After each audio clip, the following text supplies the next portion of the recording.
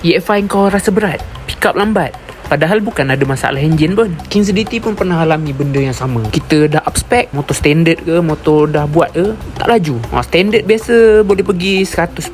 Kalau long distance tu set sprocket tune boleh pergi 102, tapi tak dapat. Kalau macam kita dah up spec 65, 62, kebiasaan setakat 18 RZ tu senyum kambing orang panggil, tapi tak dapat. Jadi apa yang kita perlukan untuk kita bagi betul-betul motor kita padu? Jadi try barang ni. Ini adalah CDI CDT Racing PNP Honda EFI plug and play.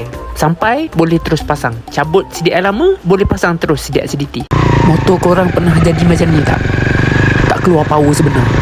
Tu bukan sebab apa, sebab motor pakai CDI standard. Pakai CDI CDT padu macam ni, padu piau punya.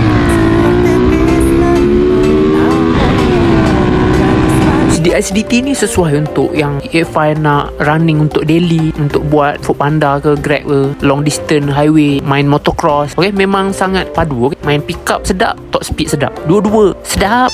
Kalau kawan-kawan nak rasa sendiri kepaduan dia, link ada dekat Bakul Kuning. Cuba dulu baru tahu.